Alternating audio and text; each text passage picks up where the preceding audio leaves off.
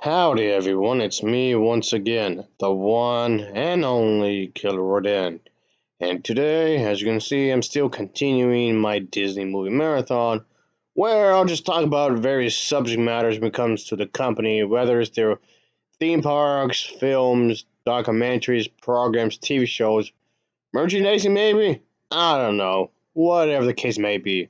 If it's related to Disney, there's a fair chance I will be talking about it and whatnot. So I'm thinking since Disney bought the rights for Star Wars, and I don't know when they're gonna do another Star Wars movie, which I'm pretty sure they will eventually, I guess, sooner or later.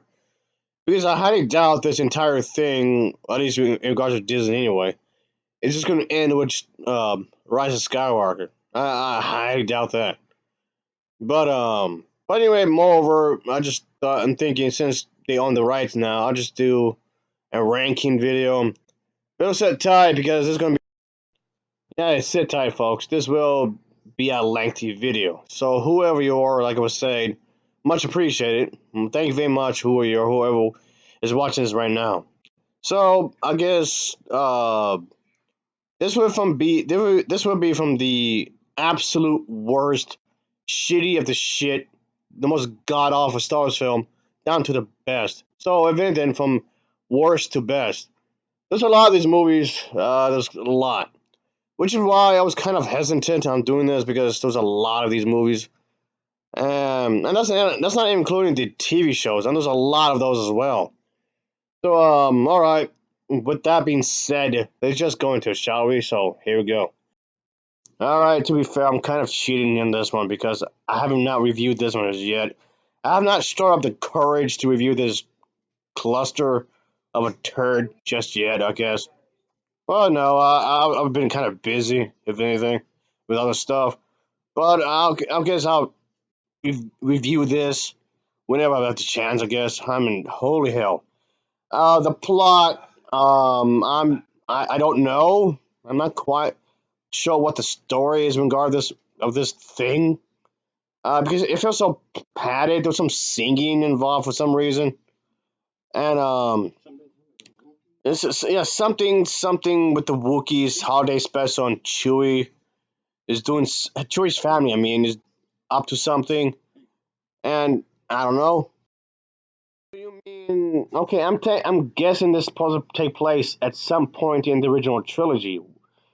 I think so it is. I just don't know when exactly around there. But point being is that uh, their planet, whatever this planet is, Texit or whatever I'm pronounce Texit, whatever. If I'm pronouncing that, I'm sorry.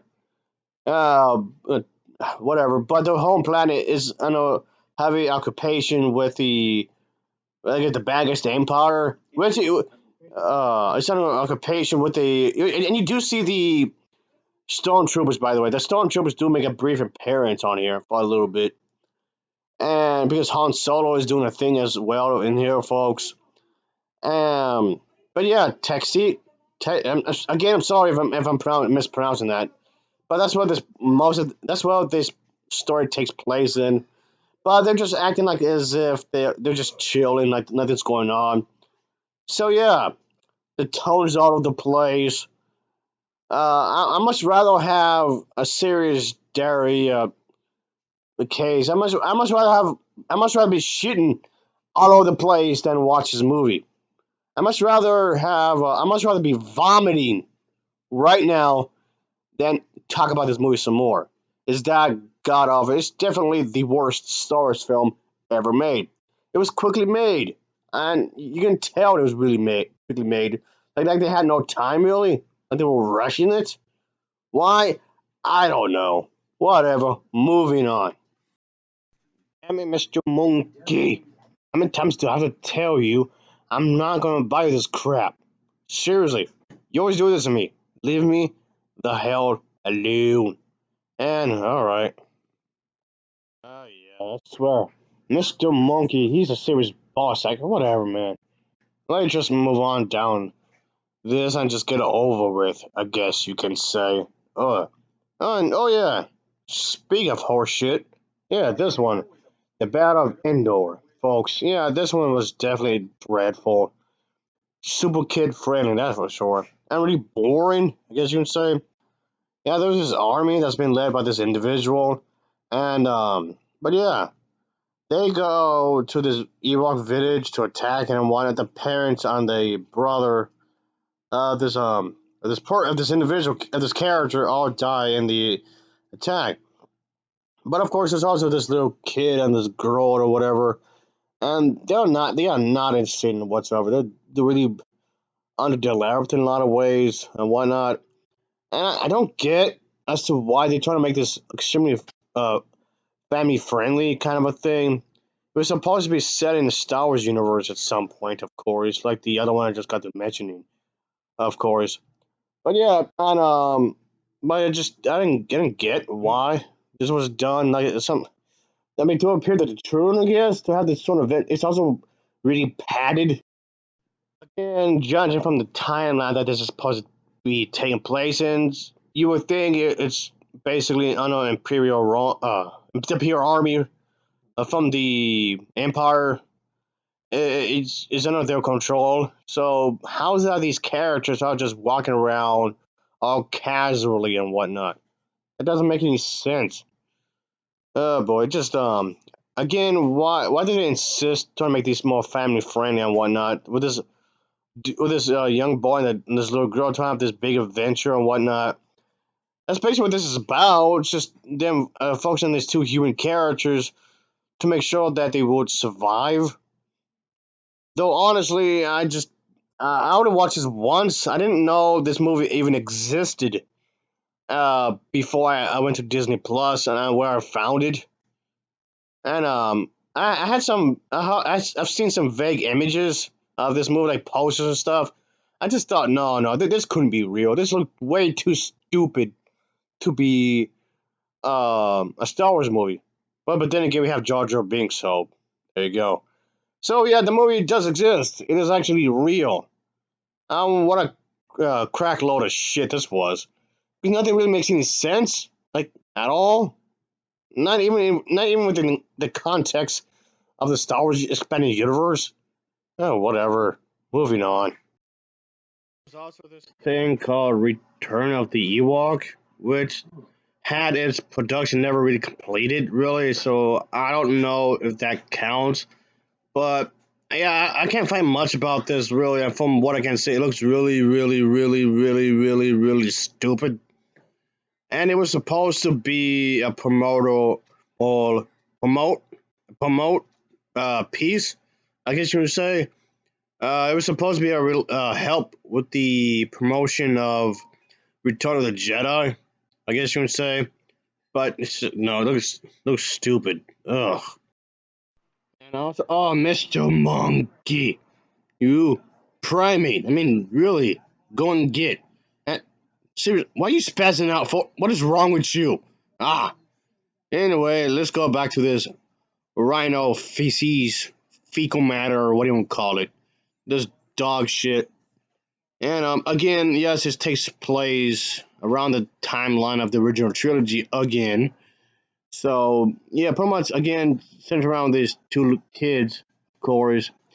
Yeah, of course they have to live and make do with what they have because they were separated from their parents and whatnot.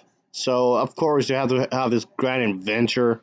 Why not? Because it's Star Wars. Of course they have to have some sort of adventure and whatnot. Because of course, and yeah, their family, I guess you can call them their immediate family anyway, all missing when they were around, I guess. And yes, of course, it has something to do with Ewoks, obviously. Why Ewoks of all things? Because cutesy wootsy, adorable, family friendly entertainment. Yes. Something is like Teletubbies. Why? I don't know. Gotta make this for the kids. Kids. For the kids, all for the kids. Just no. When people are trying to make something for the children when it comes to Star Wars, I'm always thinking that's an absolute no. These movies, even if you just want to talk about the comic books or whatever, they can be pretty violent. I mean, really violent. I mean, okay, it's not like the Saw movies or Hostel movie violence. whatever, sure, but it still get violent and still get violent in his own way. So, man, we talk about serious themes when we think about it. Some subject matters may not be super for kids under the age of 13 when you think about it, but okay, whatever. Which is why I never cared for any of the animated TV shows that they made, which just can be viewed on the Disney Plus, even the little animated shorts that they did as well. Yeah, none of these I've actually enjoyed at all because they're way, way, way, way, way too family friendly for my taste. So, yeah, no thank you. No thank you whatsoever. No, no, I'm stay away from those. Mr. Monkey, you want them, don't you? No, you can't have them on DVD.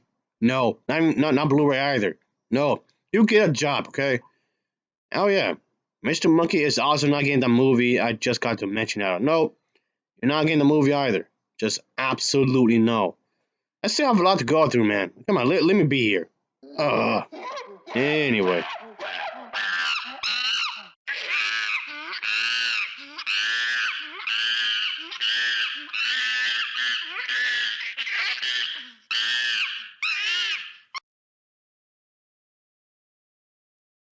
And there was like an Ewoks animated show as well, which I have not seen. No care enough to see because again, it just seems like way too family friendly.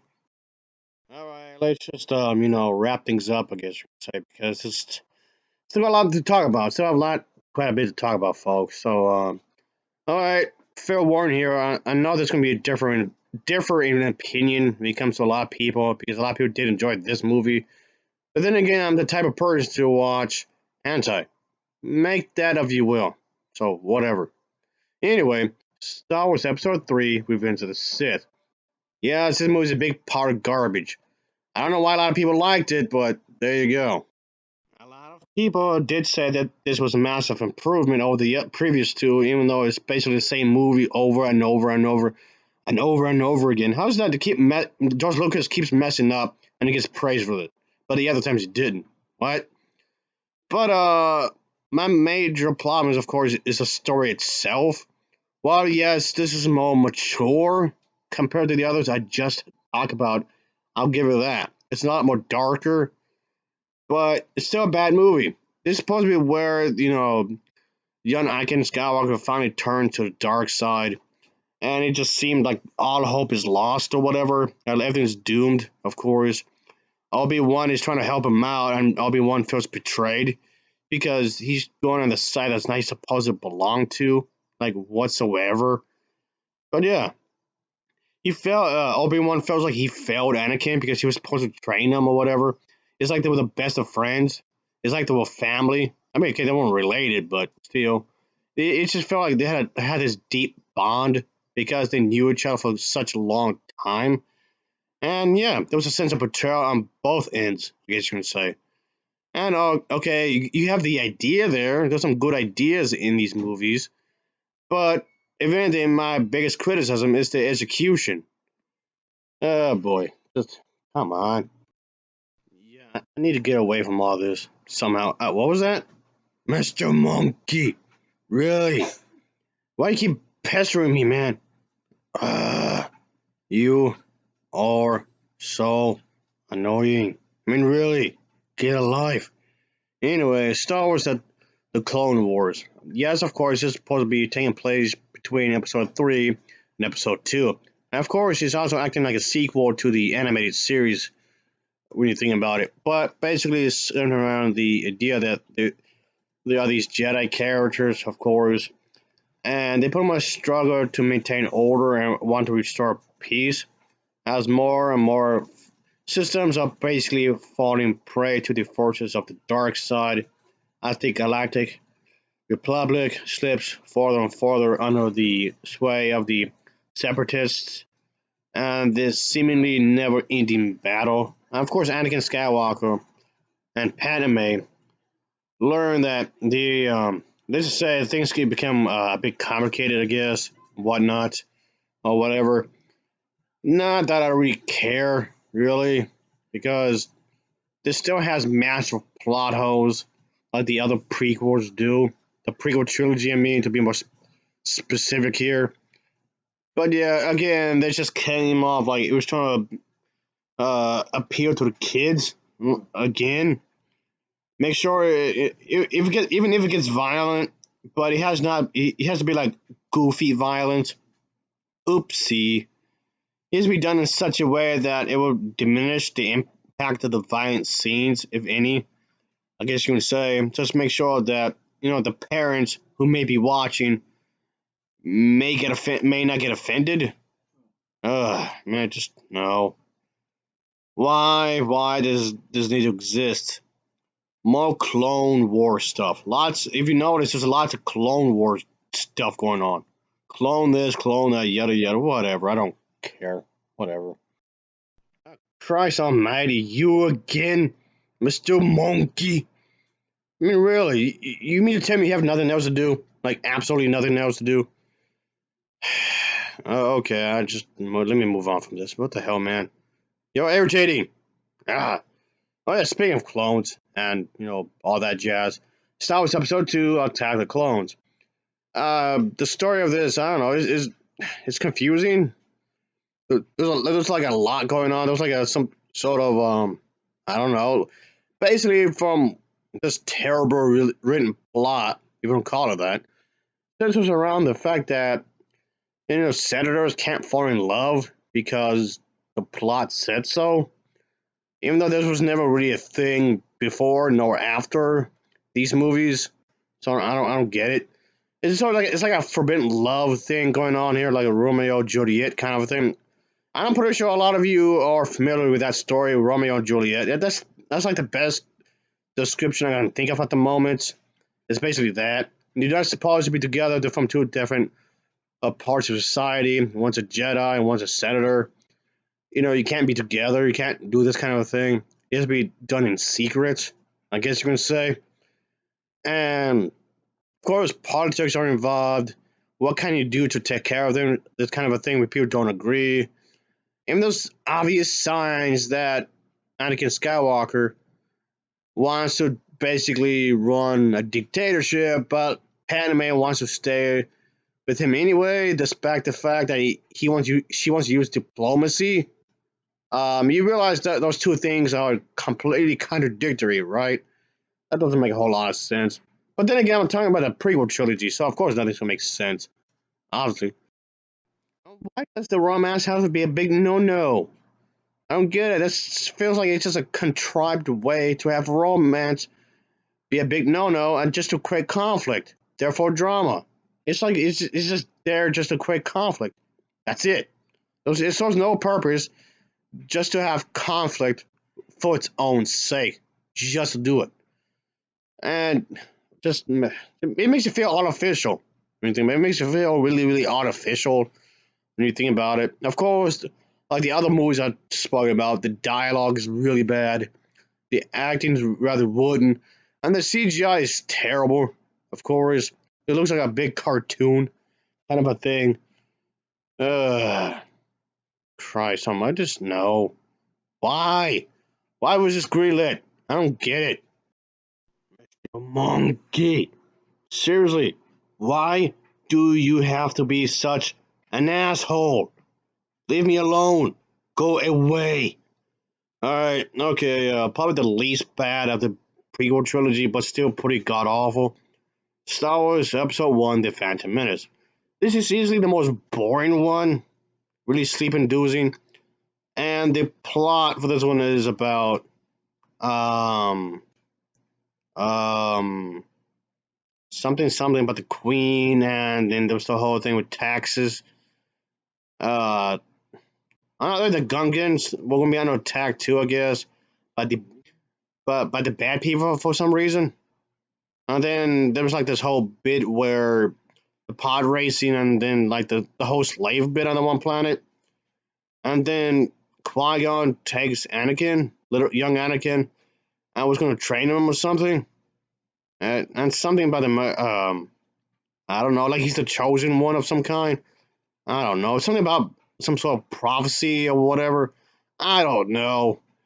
I've seen the film quite a few times and I still don't get it. There's like hundreds and hundreds of plot holes in there. I don't get it. None of it makes any sense.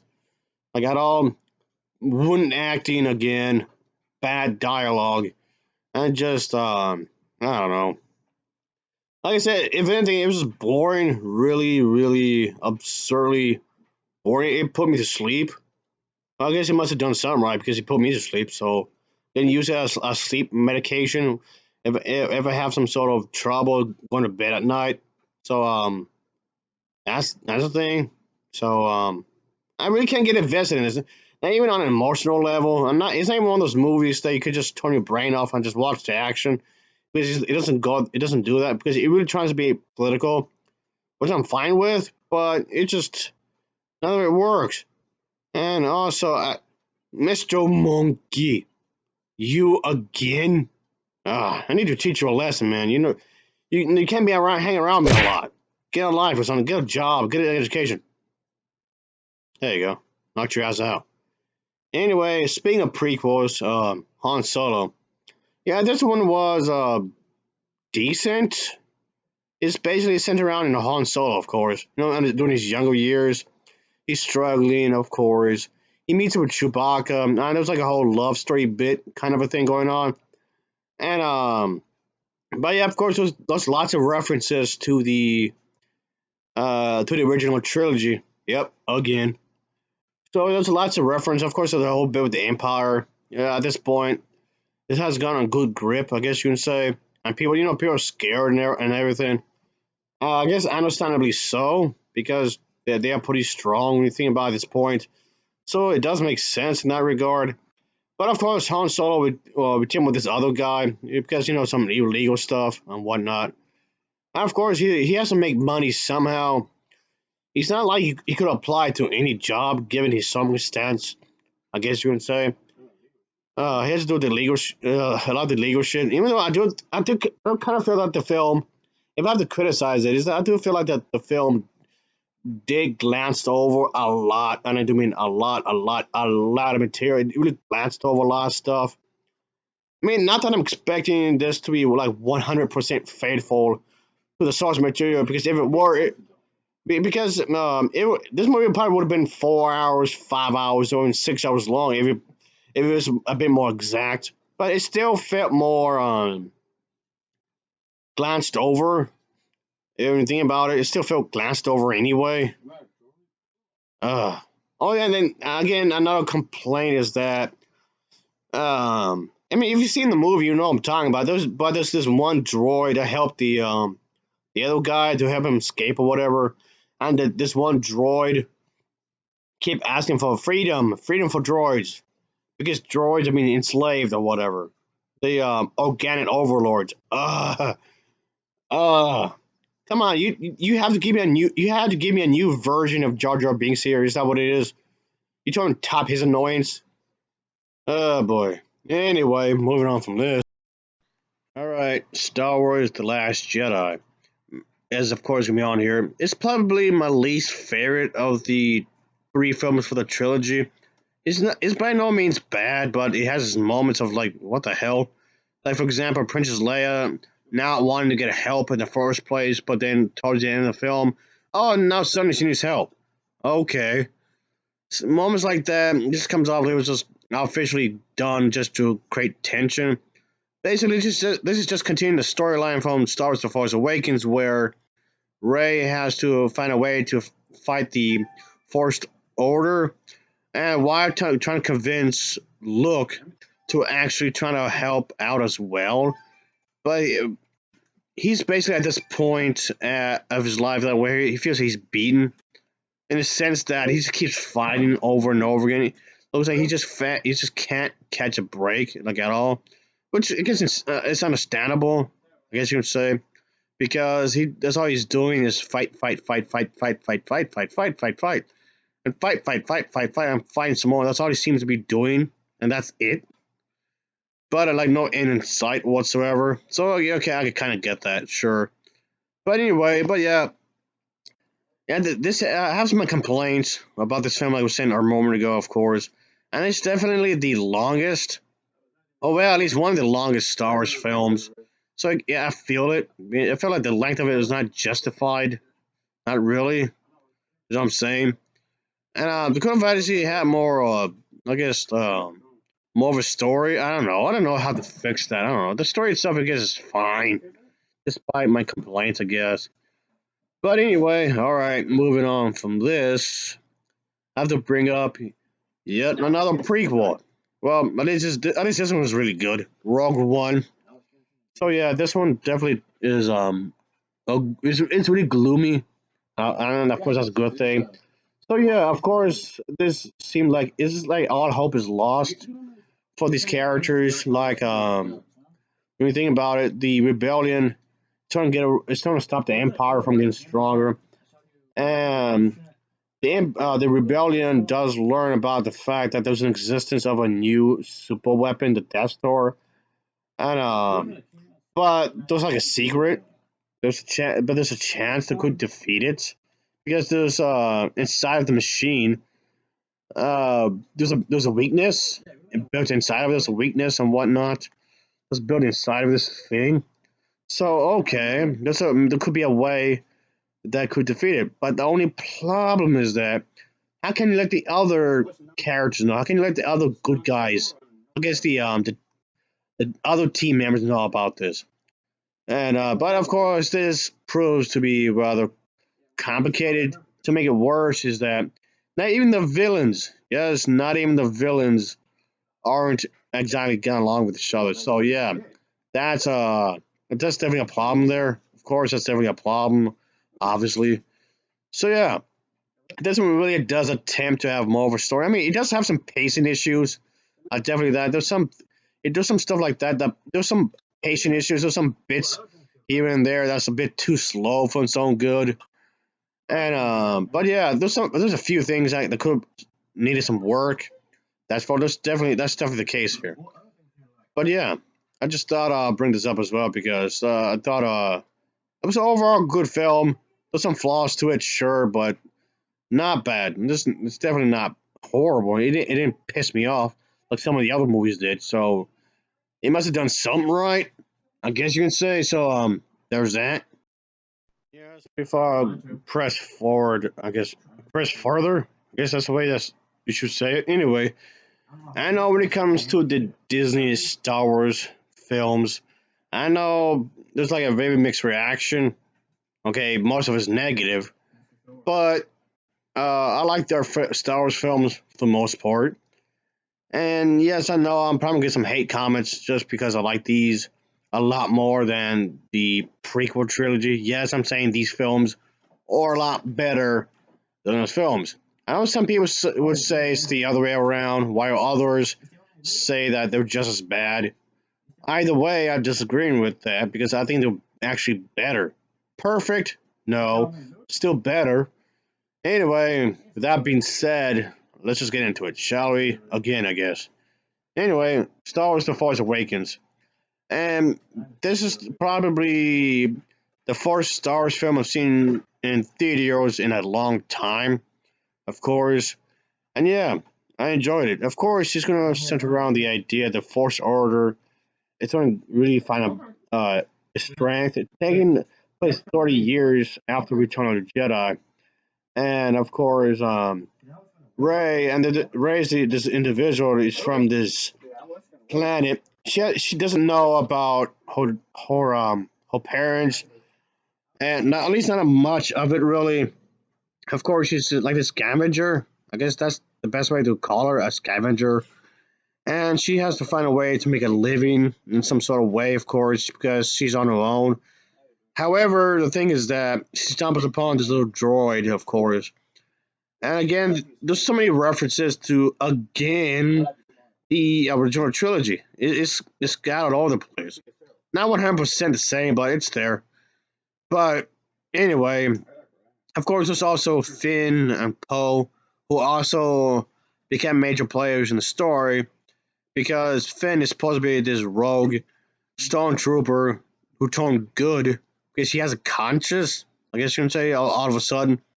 And Poe was held captured by the Empire. I mean, excuse me, the Force Order, I guess you could say. The Force Order just basically wants to, rebuild what the Empire once was. I guess you can say, but do it in his way. And the bad guys, of course, I'm referring to Kylo Ren. Of course, Kylo Ren. Sorry if I'm butchering his name. He wants to basically rebuild the Empire, like I was saying a moment ago, to its former glory. Because for Kylo Ren, is obsessed with Vader. He has this obsession with him. Of course, he wants to be just like him and whatnot. But of course, he can try anything in his power to do that. Of course, but yeah, of course, this is definitely where the story will reunite some characters. Of course, but at the very least, let's say we get to see familiar faces. Look here is briefly shown, and Han Solo. Han Solo is, of course, we may take a major part of the story. Chewie returns as well. Yeah, a lot of familiar faces is what I'm getting at. A lot of familiar faces from the original trilogy do make make a return. So that's pretty cool. Of course, that's really cool. I like that. Again, this does have some bit of a pacing issue as well, just a bit. But overall, this was definitely a fun ride. I definitely say that. I liked it. So what? But anyway, moving on. Of course, I had to bring in the third and final installment, Rise of the Skywalker. It's supposed to be, of course, concluding everything. By which you mean the First Order is becoming the final order. And let's just say the surviving members of the Resistance face the First Order for the last time. And the final order wants to pretty much bring everything to an end for the Jedi characters, of course. And let's just say that things proved to be a lot tougher than they originally thought it would be. Of course, Kylo Ren makes a return, of course. For pretty much all the entire trilogy, well, excuse me, the sequel trilogy, I mean, uh, he wanted Ray to join up with forces, but she keeps saying no, no, and that definitely comes up again. Again, what if she does join up with the dark side? What if she does becomes a Sith? And yes, the thing is that the Palpatine, yes, Palpatine makes a return in this one, folks, and whatnot. And of course, they have their own thing going on when it comes to like sciences or whatever, their own laboratories and whatnot. So yeah, things do get pretty crazy. Of course, things do become rather wild, I guess you can say. So yeah, things prove to be a lot more difficult than they thought. So of course, even with the extra help, I guess even with the extra help, still uh proved to be tough. Lando, if I pronounce his name right, he makes a return.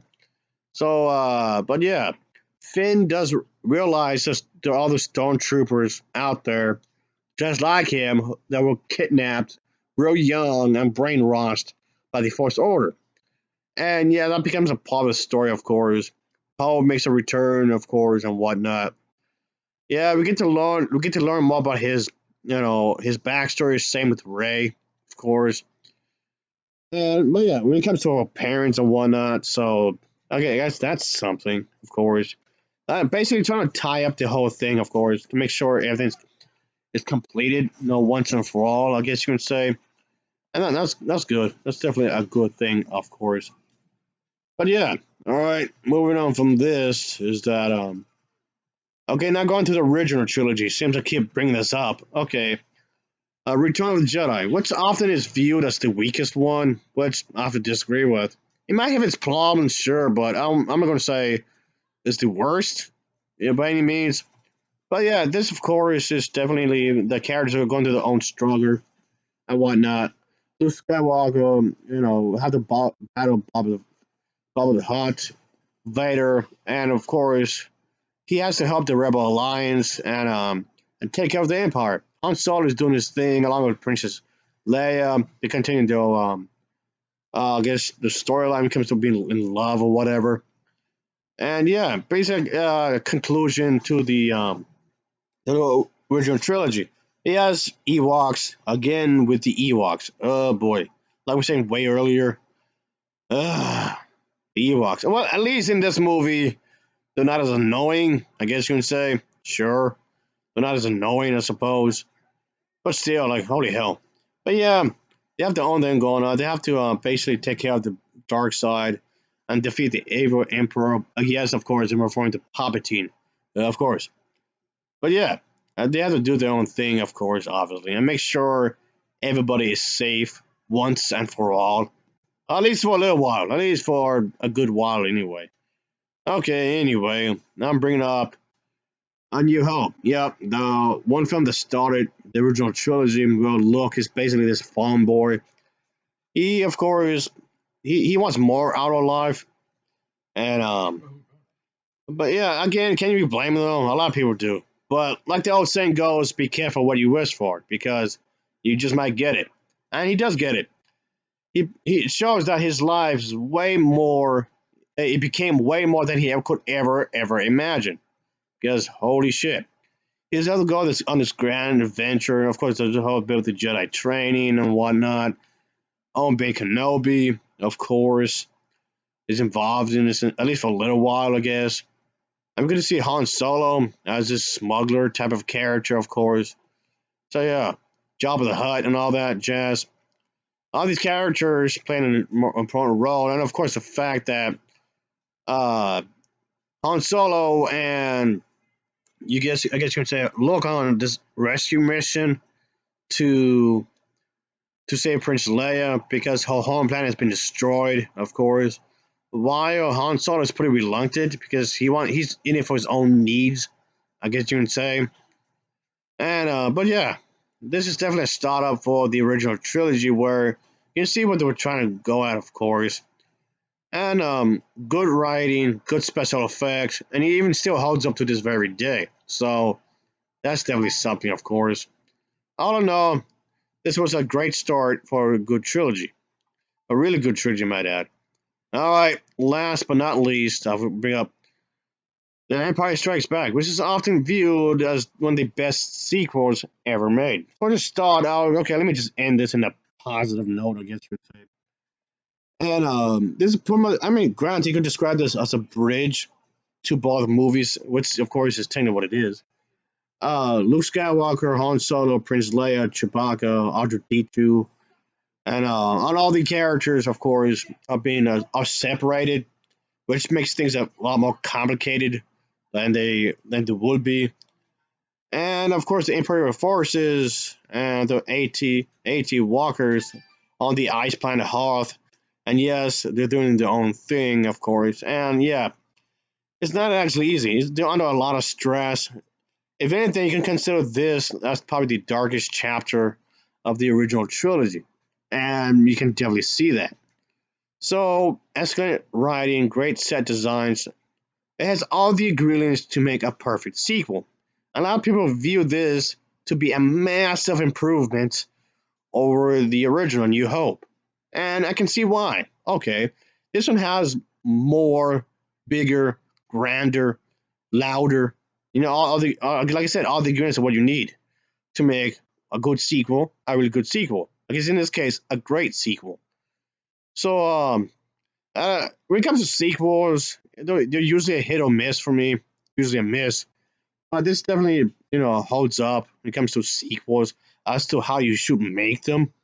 This is definitely a great example on how you should do a great sequel, regardless of genre. All right, folks. I guess that'll be it for now. Up until Disney does more movies, and maybe some of my opinions may change. I guess we'll see. I don't know. But all right, folks. Again, whoever watched this video, thank you very much. This has been one long ass video. As always, thanks for watching and take care. Until next time, see ya. Oh yeah.